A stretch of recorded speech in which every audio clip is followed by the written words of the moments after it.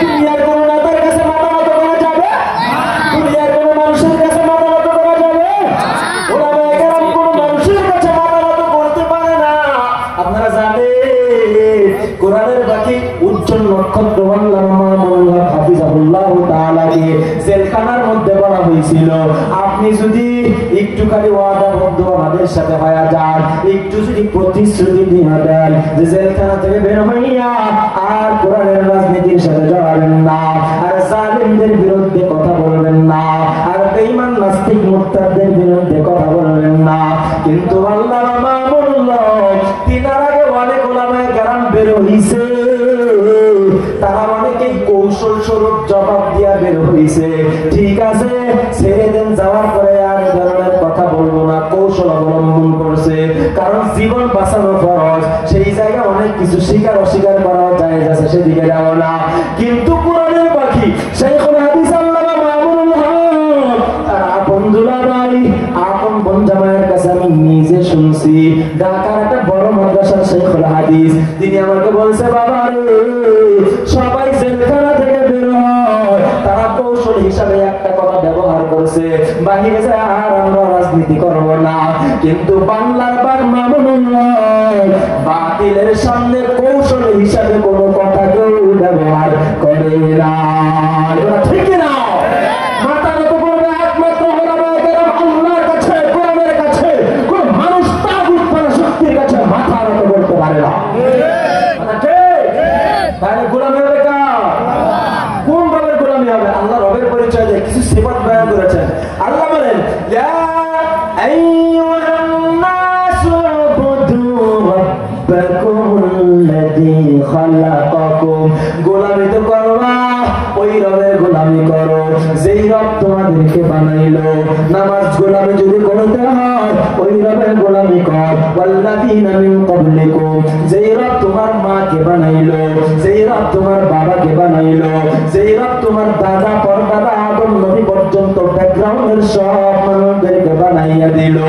আর গোলামি যদি করতে হয় যে রব বানাইছে সেই রবের কাছে সেজদায় লুটিয়া পড়ো, নিজের হাতে মূর্তি বানাইয়া নিজের হাতে রব বানাইয়া রবের সামনে সেজদায় লুটাইয়া পারো।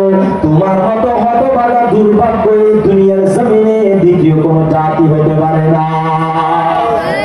আমাদের দেশে কিছু ভাই আছে যারা নিজের হাতে মূর্তি বানাইয়া পূজা করে সেজদায় লুটিয়ে পড়ে, আছে না নাই?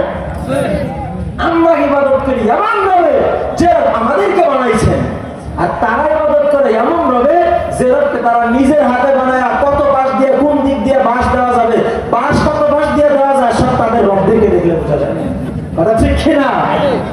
এই সমস্ত বদমাইশরা আবার নতুন করে বাংলার জমিনে ষড়যন্ত্র চালাচ্ছে। কথা ঠিক না? আল্লামা জুনায়েদ বাবনগরী রাহমাতুল্লাহি আলাইহি হাটহাজারীর ময়দানে ঐতিহাসিক একটি সম্মেলন হয় আরবের সংস্থার উদ্যোগে 3 দিন ব্যাপী মাহফিল। আমি নিজে উপস্থিত ছিলাম। হুজুর বলেছিলেন বাংলার জমিনে নতুন একটা ফিরকা, নতুন একটা বাতিল, নতুন একটা অমুসলিম দল, নতুন একটা সন্ত্রাসী গোষ্ঠী আবির্ভাব হয়েছে। সেই সন্ত্রাসী গোষ্ঠী হলো ভারতের মোদী কর্তৃক পরিচালিত সন্ত্রাসী ইসকন নামক হিন্দুত্ববাদী সংগঠন। যে ইসকন গত বছর কুমিল্লার চট্টগ্রামের সাইফুল ইসলাম আরিফ ভাইকে হত্যা করেছে, এখন পর্যন্ত তার সন্তানের এতিম সন্তানের আব্বাগাক এখনো পর্যন্ত বন্ধ হয় নাই, এখনো পর্যন্ত এতিমের আহাজারি বন্ধ হয় নাই। আবার শুনেছি ওই যে গাজীপুরের মহিবুল্লাহ মিয়াজি সাহেবকে অপহরণ করা হয়েছিল, এরপরে ইসকন নামক বদমাইশগুলো অপহরণটাকে তাদের দোষকে থামাচাপা দেওয়ার জন্য কত ধরনের প্রশাসনের মাধ্যমে নাটক চালাচ্ছে। বাংলার জমিনে 17 বছর অনেক নাটক দেখেছি, আর বাংলার জমিনে কোন পরাশক্তি তাগুত শক্তির নাটক মুসলমান দেখতে চায় না। ইসকন নামক পরাশক্তি ও অপশক্তি যদি কোন মুসলমানের কাছে হিন্দুত্ববাদীর দাওয়াত নিয়ে আসে, যেখানেই পাবেন তাদেরকে ধরে নিয়ে নিয়ে কারাগারে বন্দী করানোর ফিকির করবেন। বলেন পারবেন কি পারবেন না? ইসকন যদি মুসলমানদের কাছে আছে, কাছে যদি আসে, কারাগারে বন্দী করার ফিকির করবেন। সাথে সাথে স্থানীয় সিনিয়র ওলামায়ে কেরামের কাছে শরণাপন্ন হবেন।